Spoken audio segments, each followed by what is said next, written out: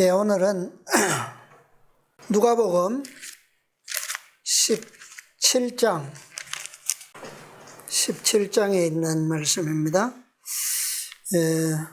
긴 비유의 말씀이라기보다는 몇 가지의 예정의 말씀으로 제자들을 권면하신 말씀인데 우리가 이 말씀을 보겠습니다. 누가복음 17장 1절부터 10절까지 있는 말씀을 오늘 함께 보겠습니다. 찾으셨으면 읽어주세요. 17장 1절로 10절입니다. 예수께서 제자들에게 이르시되 실족게 하는 것이 없을 수는 없으나 있게 하는 자에게는 화로다. 저가 이 작은 자 중에 하나를 실족게 할 건데 차라리 연자 맷돌을 그 목에 메어주고 바다에 던지우는 것이 나으리라. 너희는 스스로 조심하라. 만일 네 형제가 죄를 범하거든 경계하고 회개하거든 용서하라. 만일 하루 7번이라도 내게 죄를 얻고 7번 내게 돌아와 내가 회개하노라 하거든 너는 용서하라 하시더라. 사도들이 주께 여짜오되 우리에게 믿음을 더하소서 하니 주께서 가라사대 너희에게 겨자씨 하나일 만한 믿음이 있었다면 이 나무더러 뿌리가 뽑혀 바다에 심기우라 하였을 것이요 그것이 너희에게 순종하였으리라. 너희 중에 네게 밭을 갈거나 양을 치거나 하는 종이 있어 밭에서 돌아오면 저더러 곧 와 앉아서 먹으라 할 자가 있느냐. 도리어 저더러 내 먹을 것을 예비하고 띠를 띠고 나의 먹고 마시는 동안에 수종 들고 너는 그 후에 먹고 마시라 하지 않겠느냐. 명한 대로 하였다고 종에게 살해하겠느냐. 이와 같이 너희도 명을 받은 것을 다 행한 후에 이르기를 우리는 무익한 종이라. 우리의 하여야 할 일을 한 것뿐이라 할지니라. 아멘. 예, 여러 가지의 말씀이 나오죠. 복음 성경의 제목은 용서, 믿음, 봉사 그렇게 붙여져 있습니다. 자, 이 말씀들을 오늘 좀 하나씩 살펴보겠습니다. 자, 맨 먼저 보면 실족해 하는 것이 없을 수는 없으나 있게 하는 자에게는 화로다. 이 작은 자 중에 하나를 실족해 할진데 차라리 뭐가 낫다고요? 마태복음 에서도 과거에 우리가 이 말씀들을 많이 살펴봤습니다. 분명히 말씀하는 것은 다른 사람을 실족해 하는 것은 죄라고 하는 거예요. 죄. 그것은 분명히 죄입니다. 자, 실족해 하는 것에 대해서 여러 가지 면들이 있죠. 있는데 우리가 중요하게 이 말씀에서 우리가 생각해야 되는 것은 뭐냐면 우리가 믿고 있는 신앙, 우리는 최소한 어떤 신앙인지 우리 이웃들에게 다 공개되어 있지는 않지만 최소한 어떤 교인이라는 것은 압니까? 안식일에 교회 가니까 안식일 교인이라는 정도는 알죠, 그죠? 저 사람들은 토요일에 교회 가는 사람들. 일반적으로 세상에 참 기독교인들이 성경을 믿고 예수님을 믿는 기독교인들이 많잖아요. 그런데 우리는 좀 독특하잖아요. 교회 가는 날도 다르고 그것만 달라서 그들이 깨닫는 가마가 있겠습니까? 자, 최소한 우리가 믿는 진리, 우리가 하는 신앙에 대해서 이웃이 불신자라고 할지라도 우리의 신앙이 논쟁거리가 돼서는 안 된다는 거예요. 그들과의 관계에서. 저 사람들은 왜 저렇게 해? 교회 다닌다면서? 저 집은 일요일 날 교회 가는데 저 사람은 안 그런데 왜 이 사람은 왜 이래? 그런 거 있을 수 있잖아요. 그죠? 그렇게 돼서는 안 된다는 거예요. 또 우리가 토요일 안식일에 우리가 교회 가는데 그것이 이웃에게 성가시거나 그런 날이 되어서 또 안 된다는 거예요. 저는 이제 이래요. 동네 이제 오래됐으니까 좀 그런 불편함이 과거에 좀 있어서 미리 이제 이장이나 이제 반장한테 얘기합니다. 이제 동네에 1년에 몇 번씩 부역이 있거든요. 풀 깎는 부역도 있고 한데 난 토요일은 무조건 안 되니까 하려면 다른 날로 해. 그러면 무조건 해. 아예 선포해 놓고 그렇게 하는 거예요. 그러니까 그 사람들이 아예 다른 날 잡습니다. 부득불 자기들이 그날밖에 안 될 경우도 또 있어요. 그럴 때는 아예 저는 이제 열애를 시킵니다. 빼놓고 해요. 그러니까 이것이 물론 우리가 미리 이렇게 사전에 예고가 되어 있으면 좀 낫죠. 그러나 그렇지 않았을 때 무조건 우리가 말도 없고 뭐 이렇게 빼면 모르는 상황에서 그런 경우를 당하면 참 어렵잖아요. 요즘 동네 다 노인들밖에 없기 때문에 저 같은 사람이 가면 참 좋거든요. 젊어서. 네. 자, 안식일을 모르는 이웃에게도 이 우리의 안식일이 미운 날이 돼서는 안 된다는 거예요. 괜히 개인적으로 별 저것도 없는데 왜 저 사람은 괜히 밉지? 그런 거 있을 수 있잖아요. 그죠? 그렇게 해서는 안 된다. 그러니까 굳이 저 사람은 여기에 성경에는 뭐라고 그랬습니까? 저가 이 작은 자 중에 하나라 그랬거든요. 작은 자 중에 하나는 그들을 가리키는 지시어는 아니에요. 그죠?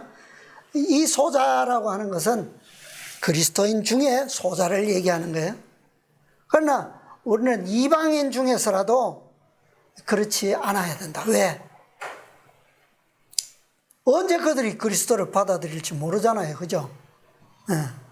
그거는 아무도 몰라요.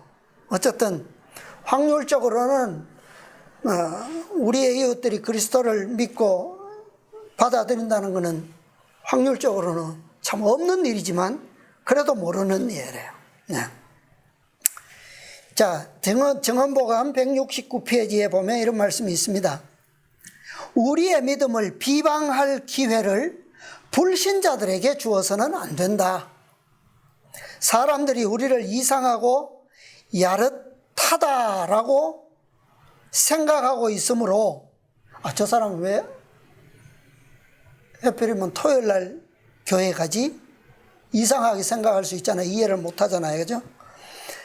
있으므로 우리는 불신자들로 하여금 우리의 신앙이 요구하는 것 이상으로 우리를 이상하게 생각하도록 하는 길을 선택하지 말아야 한다. 일반적으로 기독교인이라면 불신자들도 이해하는 기준이 어느 정도는 다 있어요. 그죠?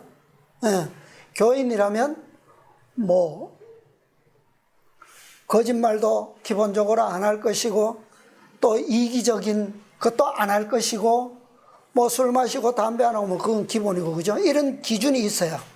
근데 우리의 신앙이 요구하는 것 이상으로 우리를 이상하게 생각하도록 하는 길을 선택하지 마라. 어떤 말씀을 보면 이런 비슷한 말씀과 더불어서 무엇을 얘기했냐면 의복을 얘기했더라고요. 미국 여자들이 미국식 옷을 입어야만 된다. 그런데 그 미국식 옷이 그 당시에 무엇을 의미했는지 잘 모르겠는데 쭉 읽어보니까 이제 성경 말씀을 인용한 것이 남자는 여자의 의복을 입지 말 것이며 여인은 남자의 의복을 입지 말 것이며 그것은 가정하다.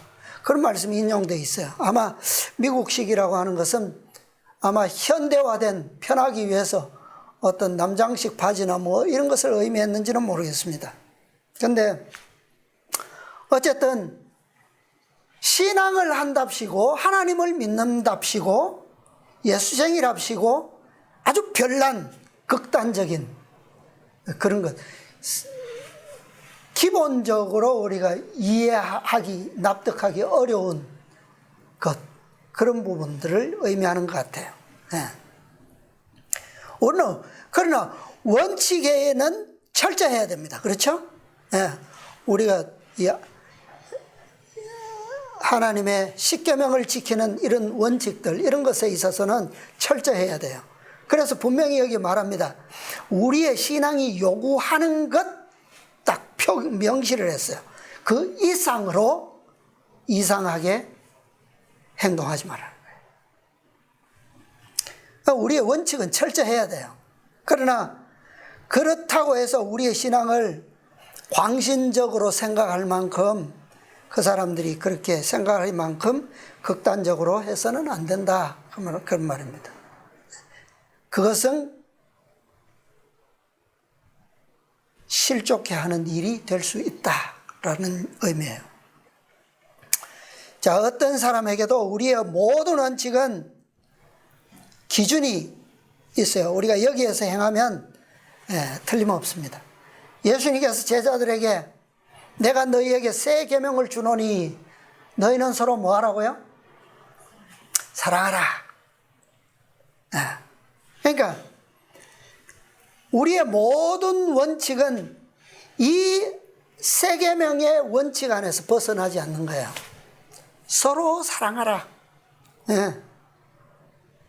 이에 결핍되는 것, 모자란다라고 생각되는 것은 다 누구에게든지 실족해 할 위험이 있습니다.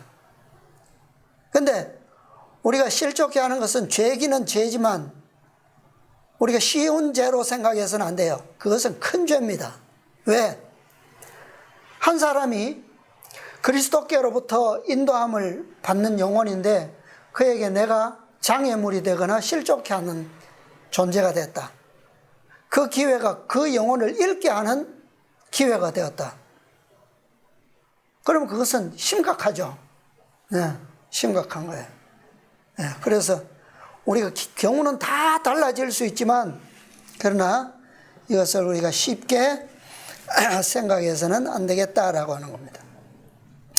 이 작은 자 중 하나를 실족해 하면, 그랬죠? 마태복음 25장 마지막 비유에 보면 이 소자는 누굽니까? 우편의 세움을 입은 자들이죠. 양으로 분류된 자들이에요. 그러니까 의인들이잖아요. 그죠? 구원함을 받은 의인들. 그런데 그것은 결론적인 비유였어요. 결론. 세상 심판날에, 그래, 끝에, 그죠? 그런데 지금 내가 만나는 사람을, 내가 만나고 있는 사람 중에, 내가 관계하고 있는 사람 중에 누가 그때, 그 마지막 때에 우편의 세움을 입을지 어떻게 알아요? 모르잖아요. 그죠? 왜냐하면 아직은 은혜의 시간이 있으니까. 근데 특별히 우리가 좀 더 신중해야 될 사람들이 있는데 우리 형제입니다. 믿음 안에 있는 형제들이나 또 함께 신앙을 하고 있는 가족들. 우리는 믿음 안에서 다 한 가족이고 한 형제예요. 그죠? 이런 사람들은 특별히 정말 마태복음 25장에 이 소자 중 하나, 여기에 오늘 읽은 말씀에도 똑같이 더 우리는 더 우리 특별히 신중해야 된다는 거죠. 나의 감화를 많이 받는 사람일수록 실족할 위험도 어떻게 했어요? 더 크죠, 그죠? 가까우면 가까울수록 실망과 실족의 효과는 더 크게 나타나요. 그래서 위험성은 더 커요. 자, 교회증언 5권 5증언 483페이지에 보면 이런 말씀이 있습니다. 우리는 시대의 종말에 가까이 이르고 있다. 밖에서 오는 시련들이 많아질 것이다. 그죠? 밖으로부터 오는 위험과 시련들 훨씬 갈수록 많아져요. 그런데 시련들이 교회 안에서 오지 않도록 하라 그랬어요. 안에서 오는 시련들은 어떤 겁니까? 분명히 그것은 우리 믿음의 가족, 형제, 관계 안에서 오는 어려움들이겠죠. 그것을 우리는 주의해야 돼요. 하나님의 백성이라고 공언하는 자들은 진리를 위하여, 그리스도를 위하여 자아를 부인해야 한다. 대부분의 안에서 오는 시련은 다 이거죠. 이런 문제예요. 뭐 밖에서 오는 것은 그건 뭐 굳이 우리가 자아를 얘기할 필요도 없어요. 세상은 이기적인 원칙 안에서 살아가니까. 그러나 그리스도인의 원칙은 세상의 원칙과 다르다고 그랬죠. 반대예요. 정반대. 자아를 부인해야 된다. 무엇을 위해서? 진리를 위해서. 그리고 그리스도를 위해서. 왜? 그리스도께서 우리를 위해서 그렇게 하셨기 때문에. 우리를 위한 자아 부정이, 자아 희생이 아니었다면 오늘 교과처럼 그분께서 끝까지 모든 것을 참으실 필요가 있었습니까? 없죠. 네. 그분께서 우리를 위해서 먼저 그렇게 하셨고, 그 사랑이 우리를 오늘 뭐하기 때문에, 오늘 우리를 강권하는 새 계명이 되기 때문에, 우리는 당연히 그 새 계명을 위해서 믿음으로 힘써 투쟁할 필요가 있는 거예요. 이는 우리가 다 반드시 그리스도의 심판대 앞에 드러나 각각 선악간에 그 몸으로 행한 것을 따라 받으려 함이라.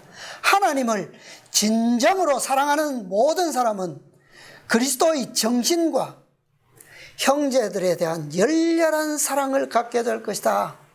네. 그리스도를 진정으로 배우는 사람은 그분을 진정으로 사랑하게 될 것입니다. 그죠? 네. 그분께서 우리를 먼저 그렇게 하셨기 때문에. 네.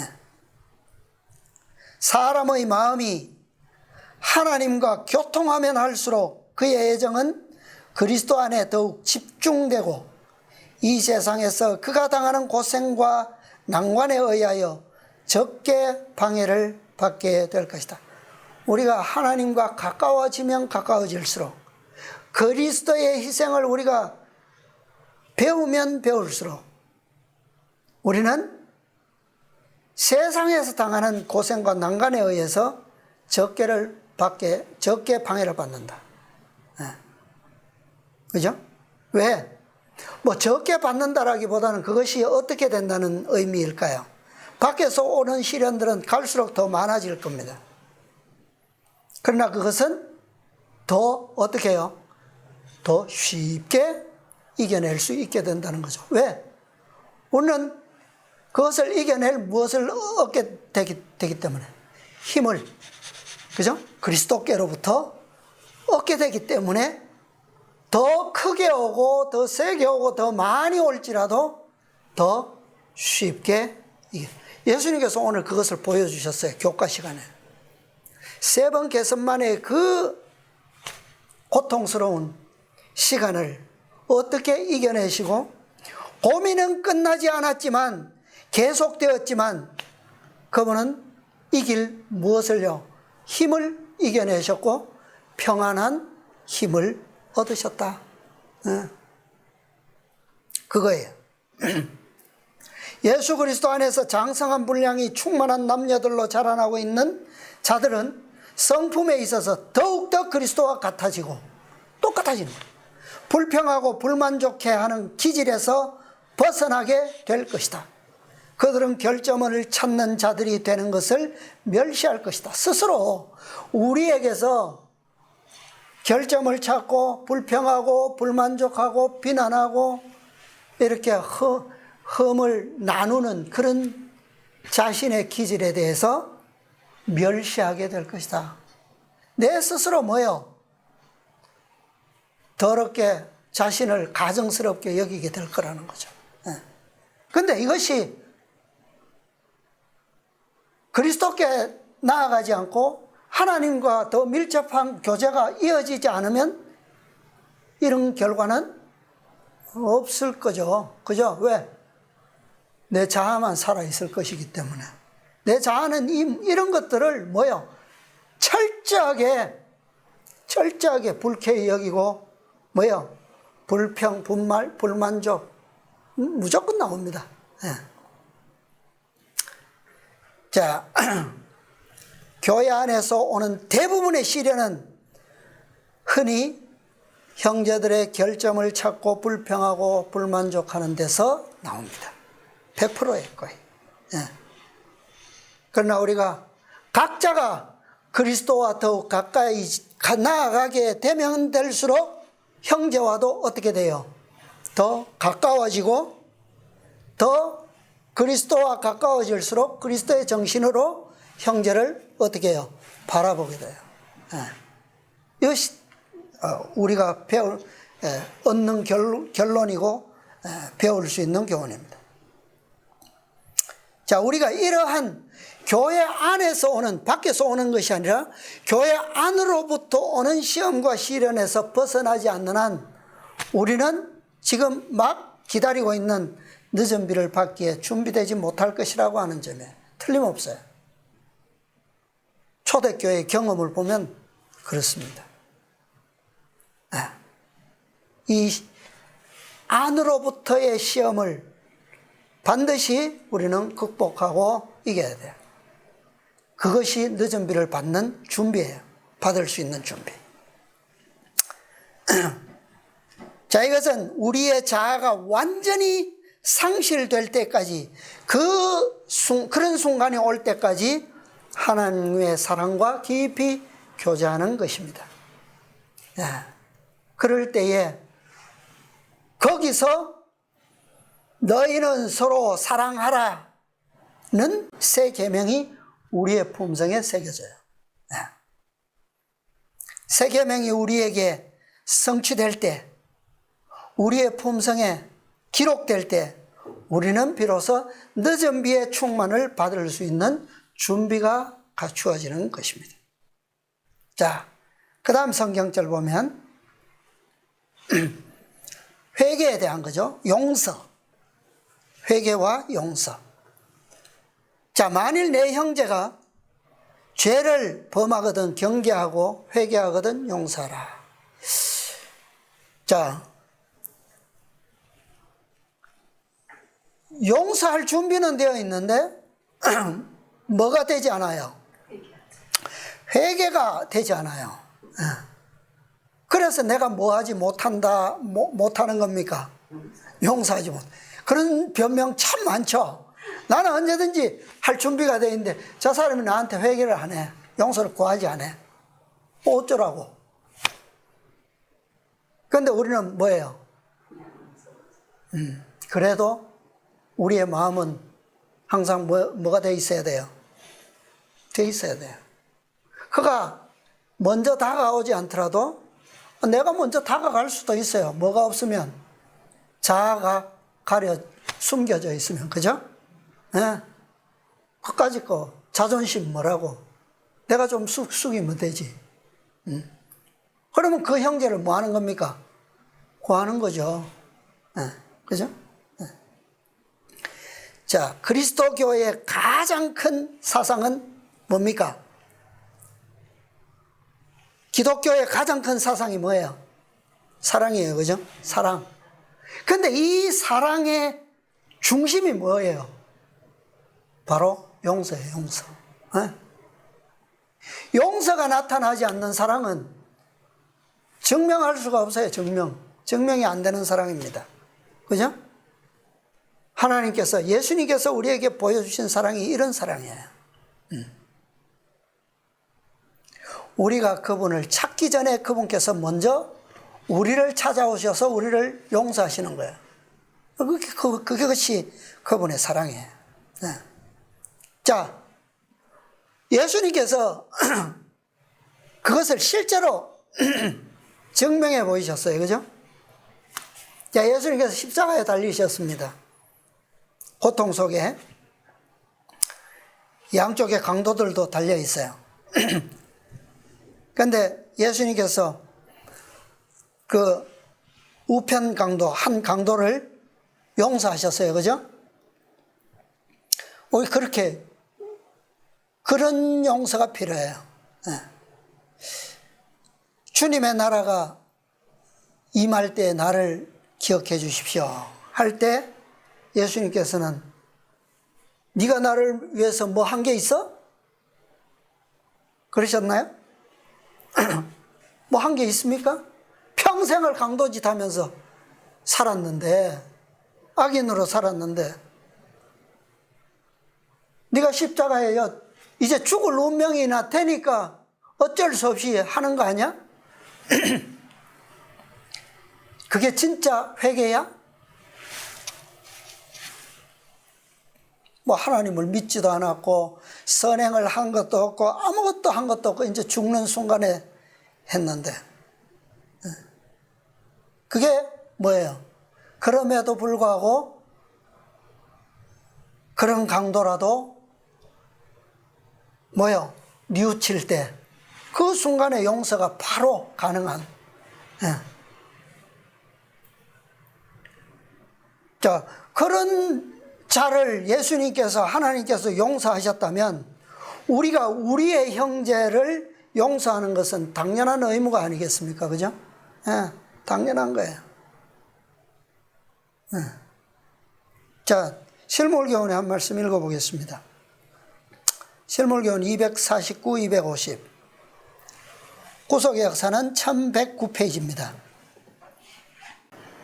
1109페이지 왼쪽에 중간쯤 보면 만일 어떤 형제가 그대에게 죄를 범하거든 그를 용서해 주어야 한다. 그 형제가 그대에게 와서 죄를 자복할 때에 그대는 그의 겸비가 너무 부족하다고 생각하거나 그가 진정으로 자복하지 않았다는 생각을 어떻게 해요? 갖지 않도록 하라. 그대가 사람의 마음속을 훤히 알고 있는 것처럼 그 형제를 판단할 권리를 가졌는가? 가졌습니까?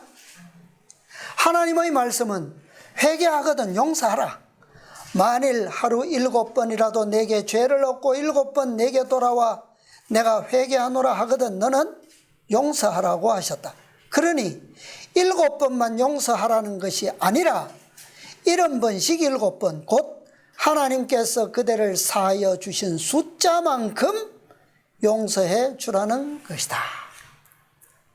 자, 하나님께서 나를 용서하신 것 몇 번 용서해 주셨는지 셀 수 있습니까? 네. 용서의 기준은 이거예요, 이거.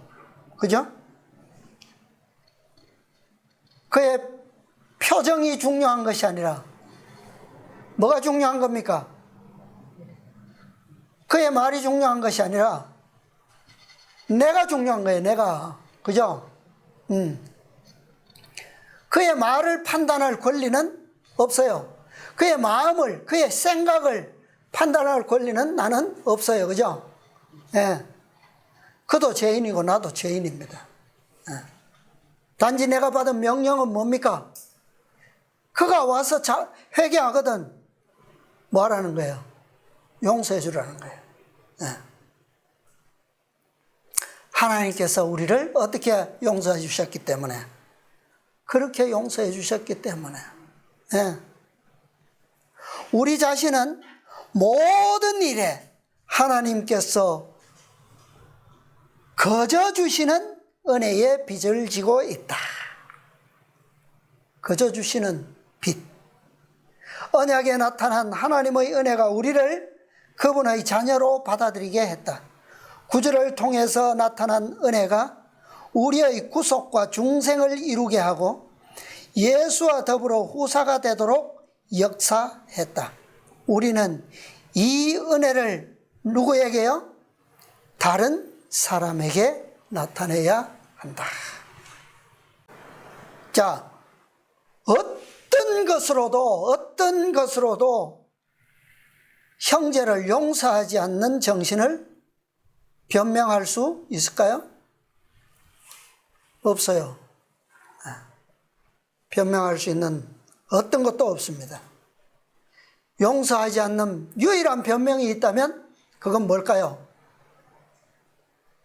나는 하나님의 용서를 받은 게 없다라고 하는 거겠죠. 하나님께서 나를 용서해 주신 것이 없다면 나는 뭐 하지 않아도 됩니까? 용서하지 않아도 돼요. 근데 그게 변명이 될까요? 그죠? 그래서 어떤 것도 변명할 수 있는 것은 없습니다. 하나님께서 우리를 용서해 주시는 그 자비, 그 은혜가 바로 우리가 다른 사람을 용서하는 유일한 척도예요. 기준입니다. 이것은 우리가 해도 되고 안 해도 되고 그런 게 아니에요. 이것은 명령입니다. 내가 너를 불쌍히 여김과 같이 너도 내 동관을 불쌍히 여김이 뭐하다고요? 마땅치 아니하냐 그랬어요. 마땅치 아니하냐. 우리는 하나님께서 우리를 얼마나 불쌍히 여기시는지에 대해서 100% 완전히 알 수는 없어요. 그러나 분명한 것은 우리는 그분께 진 빚을 결코 갚을 수 없을 만큼 평생 동안 죽고도 갚을 수 없을 만큼 빚졌다라고 하는 것만큼은 뭐예요? 확실해요. 그것이 우리가 그분의 명령을 일도 변명하지 않고 순종해야 할 사실이라는 거예요. 그런 우리는 엄청난 빚을 졌음에도 불구하고 우리를 아무 조건 없이 용서하시고 영생이라고 하는 엄청난 선물을 주셨다라고 하는 사실입니다. 우리가 이 선물을 기억한다면, 이 선물을 우리가 누리면서 살아가고 있다는 것을 잊지만 않는다면 우리는 세상에 용서하지 못할 사람이 있겠습니까? 자, 1110페이지 왼쪽 중간에 마지막 문단 보면요. 우리가 남을 용서했기 때문에 용서함을 받는 것이 아니라 우리가 뭐 했기 때문에? 용서받았기 때문에 용서하는 것이다. 모든 용서는 공로 없이 베푸시는 하나님의 사랑에 근거를 두고 있다. 그런데 주기도문 할 때마다 좀 다르죠. 그죠? 정반대 표현이 있잖아요. 그런데 그 의미를 우리가 잘 이해하면 이런 말이에요. 우리가 용서받았기 때문에 용서하는 겁니다. 우리가 용서해 주는 것은 사실은 별 아무런 뭐가 없어요. 그게 별 공로가 없어요. 내가 내 형제 백날 용서해 줘봐야 하나님께서 저를 용서하시지 않으면 구원이 있어요, 없어요? 내가 평생을 용서해 줬다고 해서 그 구원받을 수 있습니까? 아무 공로가 없어요, 사실은. 그것은 누구를 위한 겁니까? 나를 위한 거예요. 나를 위한 거예요. 우리가 그것을 이해해야 된다는 거죠. 자, 그 다음에 세 번째 교훈 보겠습니다. 자, 세 번째, 사도들이 5절에 보면 주께 여짜오되 우리에게 믿음을 뭐하라고요?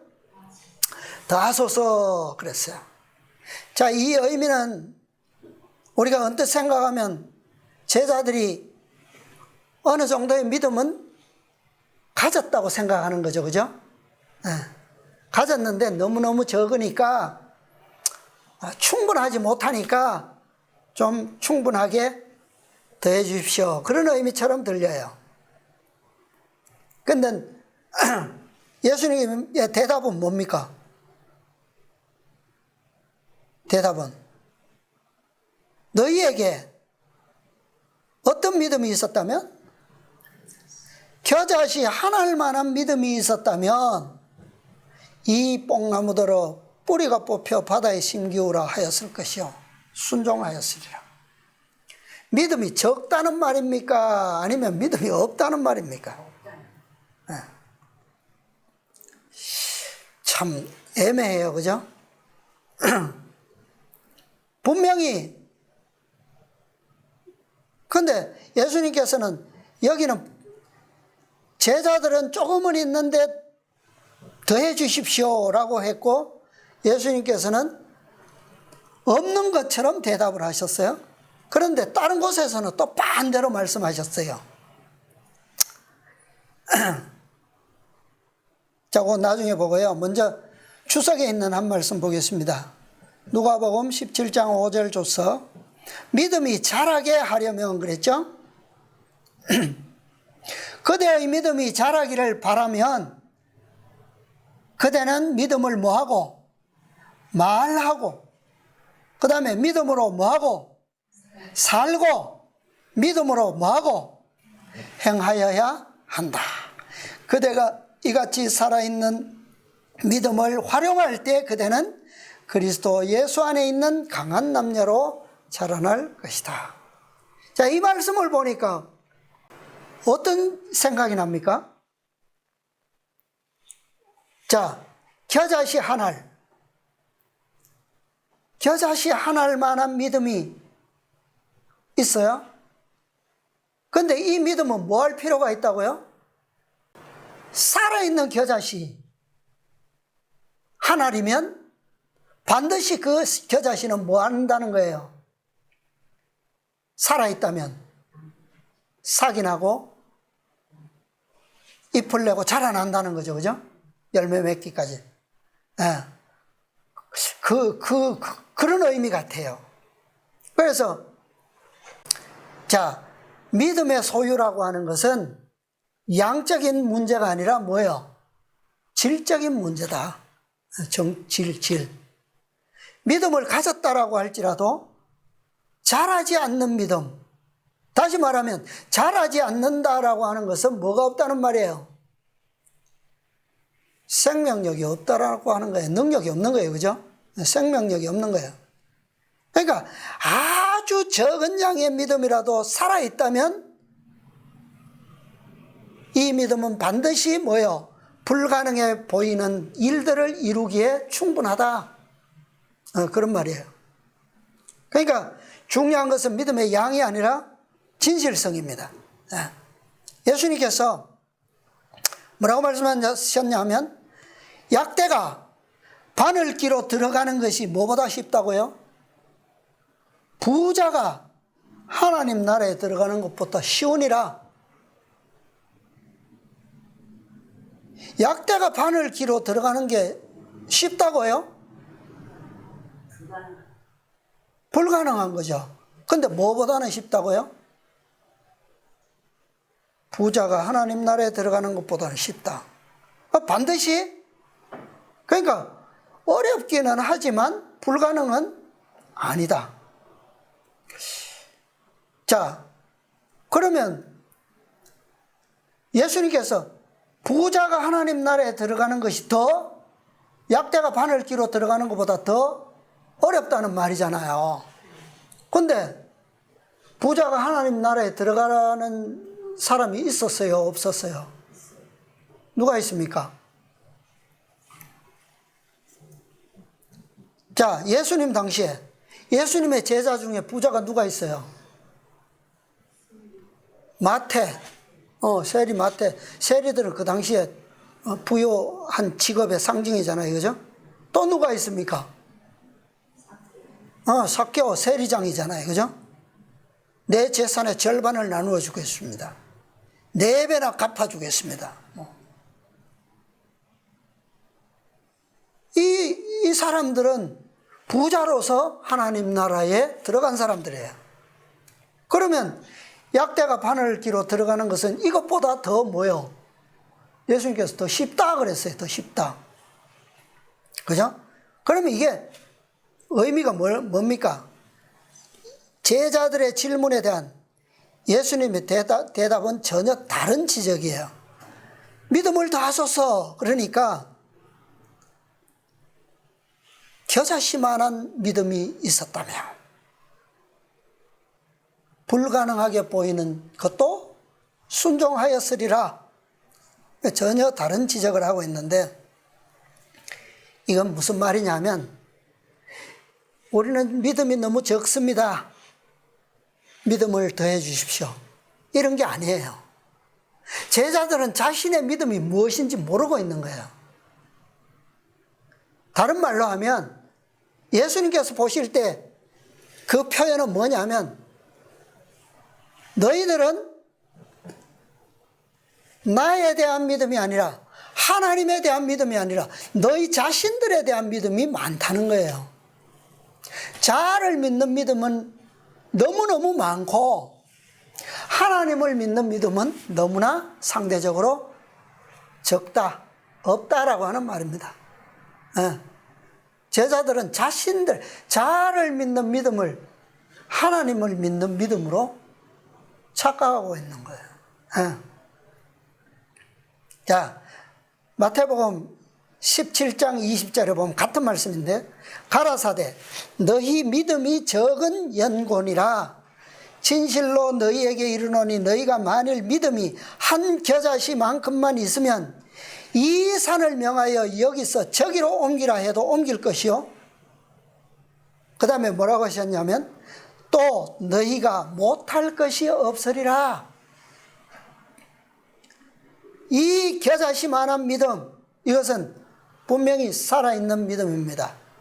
그죠? 분명히 조건만 되면 삭을 내고 자라나서 열매를 맺을 수 있는 큰 나무가 되는 믿음이에요. 자, 한 역사적인 예를 들어보겠습니다. 이스라엘 백성들이 애굽을 탈출해서 광야를 지나서 가나안에 가는 길에 홍해에 이르렀어요. 갑자기 뒤에 누가 따라오고 있어요. 애굽 군대가 막 쫓아옵니다. 그런데 이스라엘 백성들이 갈 데가 있어요, 없어요? 양옆에는 높은 산들이 막고 있고, 뒤에는 군대가 쫓아오고 있고, 앞에는 뭐예요?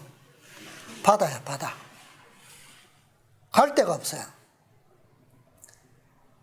그런데 이 이스라엘 백성들이 여기까지 오는데 어떻게 왔습니까?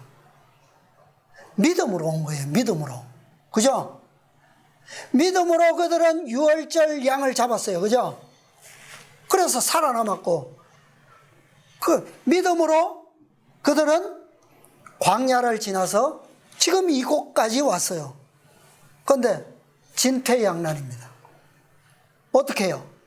믿음으로 여기까지 왔는데, 그러면 이제 믿음을 버릴까요? 포기할까요? 예수님께서 믿음이 한 겨자씨만큼만 있으면 이 산을 명하여 여기서 저기로 옮기라 하여도 옮길 것이요. 그러면 모세가 지팡이를 들고 이 산을 믿음으로 명하여 저리 옮길까요? 바다로? 그러면 길이 나잖아요. 그게 좋겠습니까? 근데 이 산을 명하여 저 바다로 옮기는 것보다 더 좋은 길이 있었어요. 그 길이 어떤 길입니까? 그것이 바로 또 너희가 못할 것이 없으리라. 그게 무엇이 됐든 모세는 어디에다 길을 열어요? 믿음으로 바다에 길을 내는 거예요. 바다로. 왜? 그곳이, 그 방향이 우리가 뭐 해야 될 길입니까? 진행해야 될 방향이기 때문에 거기에다가 길을 내야 되는 거예요. 그게 뭐예요? 더 너희가 못할 것이 없어. 더 좋은 길이에요, 그게. 믿음으로는 이것도 할 수 있고 저것도 할 수 있는데, 우리가 더 좋은 길을 선택하는 것은 우리의 뭐예요? 뭐가 하는 겁니까? 우리의 믿음이 하는 거예요. 그죠? 우리의 믿음이 하나의 생각에만 꽂혀 있으면 그것밖에 이룰 수가 없어요. 근데 너희가 못할 것이 없으리라. 믿음으로 모든 것이 다 가능하단 말이에요. 그러면 우리가 지금 최선으로 우리가 필요한 길은 무엇일까? 그것을 가는 게 우리의 믿음이 돼야 된다. 선택이 돼야 된다는 거예요. 우리는 믿음으로 살아야 된다라고 생각할 때 많은 방법들을 생각하면서 최소한의 것만 찾아서 구해요. 그런 경우 너무 많죠. 왜 그렇습니까? 요쯤은 가능할 거야. 기도하면 들어주실 거야. 근데 저거는 너무 힘들 거야. 너무 불가능해 보여. 그럴 때가 많잖아요. 산을 옮기는 거는 가능하다 그랬는데 바다에 길을 여는 건 답이 없어. 그렇게 보일 때에라도 우리는 뭐요? 그곳이 우리가 가야 될 방향이라면 뭐요? 우리의 믿음은 그것을 구해야 된다 이 말이에요. 자, 우리가 가는 길에 고난의 뽕나무가 있습니까? 바다에 옮기는 대신에 더 좋은 방법을 찾으면 됩니다. 삭개오처럼 앞서 달려가면 돼요. 앞서 달려가서 어떻게 했습니까? 그 뽕나무 위에 올라갔어요. 그러니까 예수님께서 다 오셔서 그를 어떻게 했습니까? 뽕나무에서 내려주셨어요. 이것이 그분과 동행할 수 있는 방법이에요. 고난의 뽕나무, 장애물이 우리 앞에 있으면 우리 오히려 그것을 뭐 하면 돼요? 이용할 줄 아는 지혜의 믿음이 필요하다는 겁니다. 삭개오는 그런 지혜를 믿음을 가졌어요. 자, 마지막 교훈 보겠습니다. 우리는 무익한 종이다.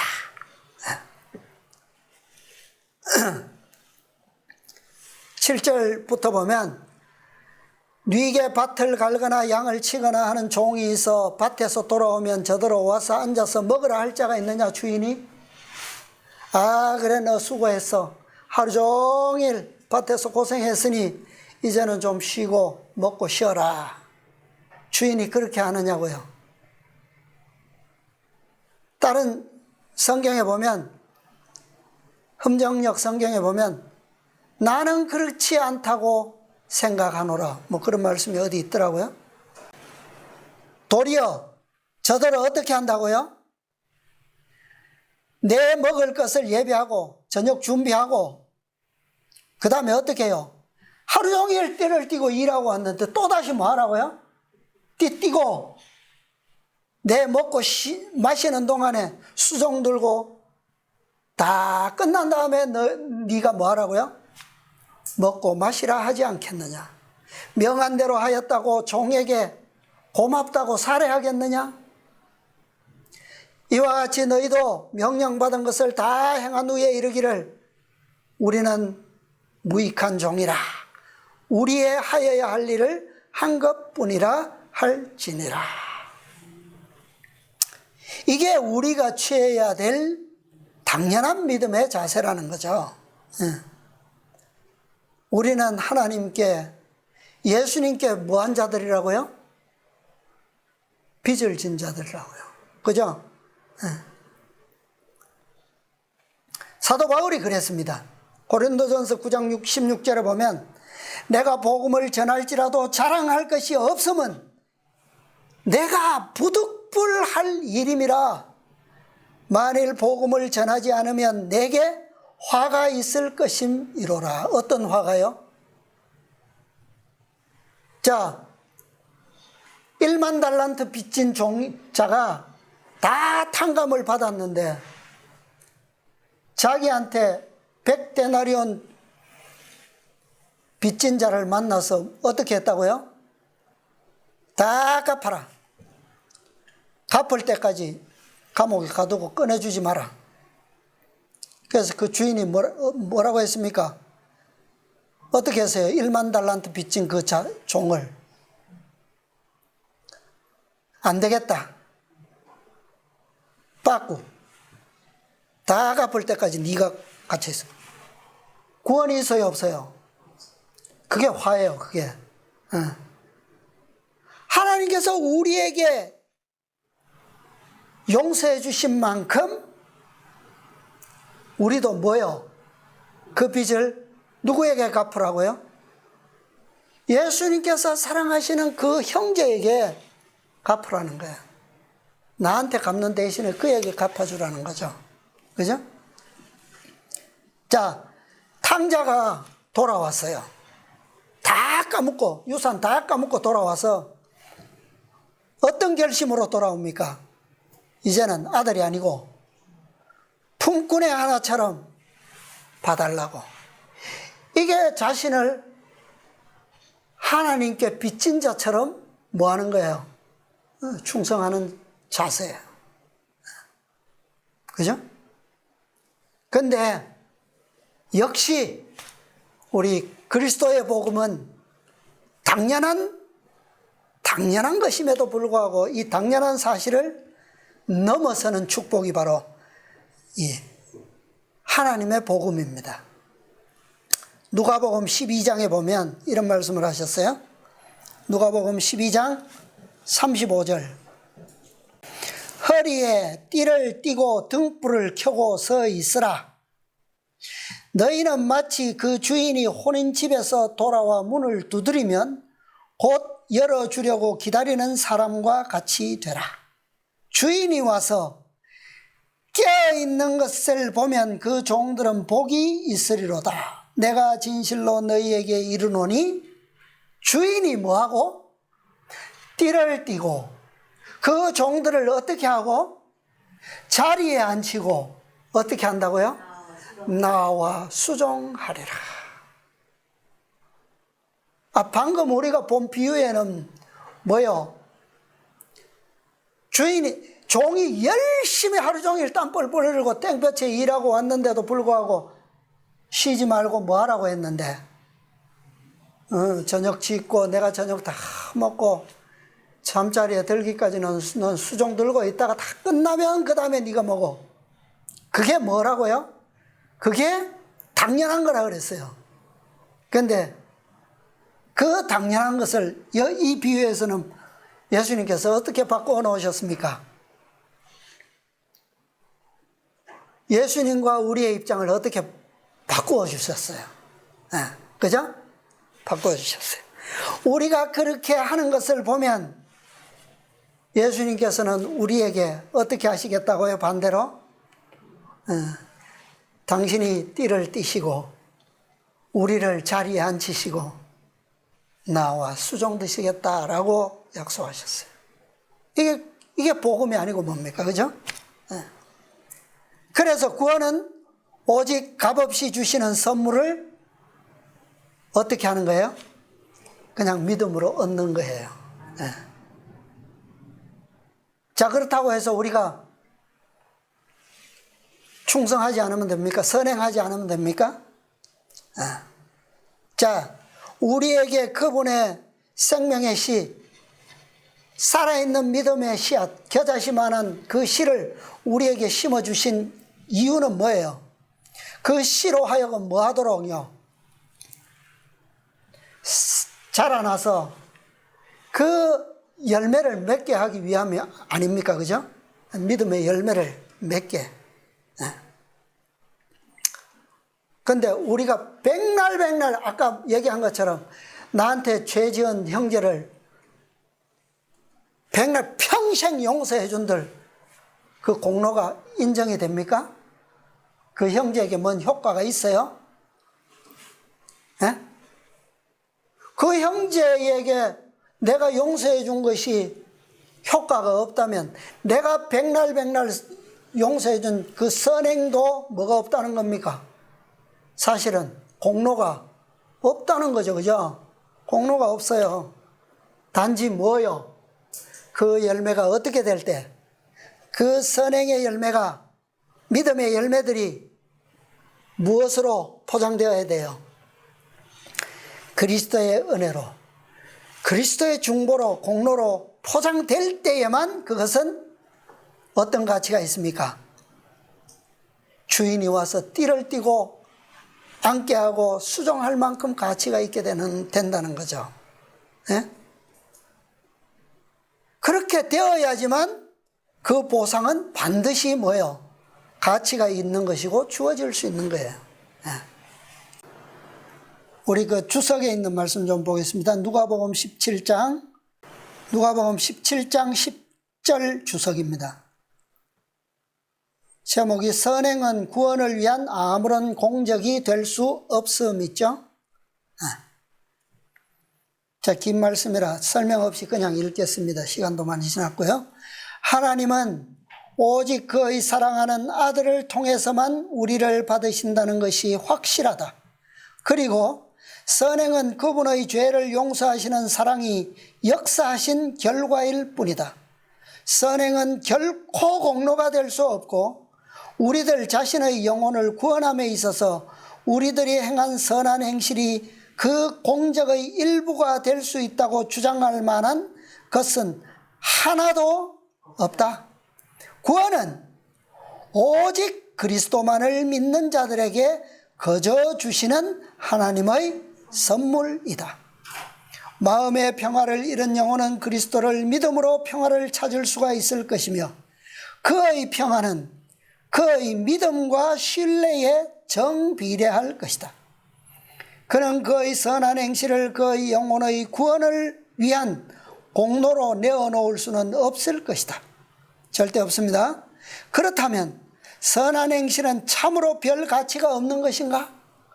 진짜 가치가 없느냐 이 말이죠. 하나님께서 매일 아무 일 없이 죄를 범하고 사는 죄인을 그리스도를 믿음으로 성실하게 일하려고 애쓰는 사람과 같은 호의를 가지고 보시겠는가? 성경의 대답은 우리는 그의 만드신 바라 그리스도 예수 안에서 선한 일을 위하여 지으심을 받은 자니 이 일은 하나님이 전에 예비하사 우리로 그 가운데서 행하게 하려 하심이라고 하신다. 거룩하신 하나님의 배려와 분수에 넘치는 그분의 은혜로 주께서는 착한 행실이 보상을 받도록 정해 놓으셨다.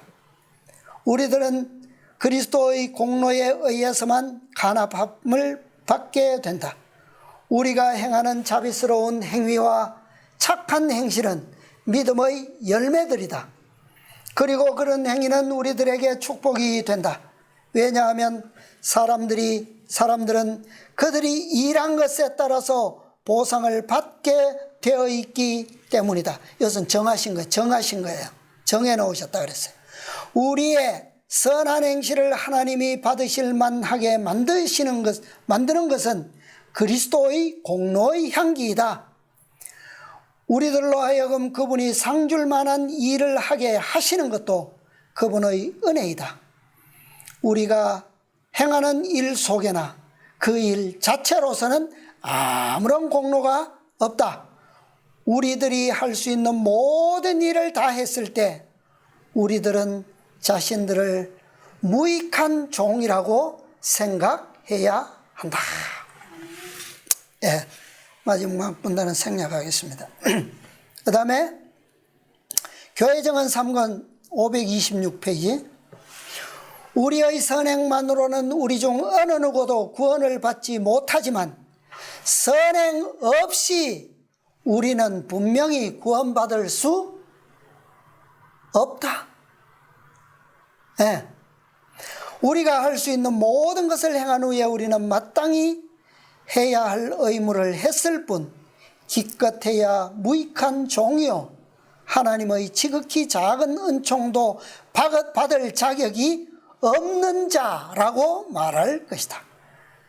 그러므로 그리스도는 우리의 의요 우리의 기쁨의 면류관이 되셔야 한다. 오직 뭐예요? 그리스도 우리의 의밖에는 없습니다. 자, 마지막 말씀입니다. 교회정언 7권 208, 209페이지. 주님의 포도원에서 마음을 다하여 활동하고 그들의 능력을 남김없이 발휘하여 일하는 자들은 그들 자신의 봉사를 가장 높이 평가하는 자들이 아니다. 교만과 자존으로 뽐내고 매 시간의 활동을 정확하게 측정하는 대신에 그들은 그들의 활동을 구저의 사업과 비교하고 그들 스스로를 무익한 종으로 생각한다. 진짜 그리스도의 종들, 주님의 포도원에서 일하는 종들은 자신이 한 일들을 누구의 일과 비교한다고요? 형제들이 한 일과 비교하지 않고 주님께서 하신 활동과 비교한다 그랬어요. 그럼 비교가 될까요? 안 될까요? 결국 결론은 뭡니까? 우리는 우리야 해야 할 것을 다 하고도 당연히 했을 뿐입니다. 우리는 어떤 종이라고요? 무익한 종입니다. 이게 믿음이에요. 우리 모두가 정말 이 오늘 주신 이 다양한 용서와 믿음, 봉사에 대한 이런 충실한 청지기들로서 정말 우리가 주님의 품성과 그분의 정신 안에서 정말 주님과 같은 형상으로 화하여서 정말 마지막 우리의 사명, 늦은 비를 통하여 이루게 될 놀라운 사명이 정말 이러한 일들을 성취함으로 우리 모두 함께 풍성히 이루시고 주인의 즐거움에 참여하시게 되는 우리 모두가 되시기를 바라면서 말씀을 마치겠습니다.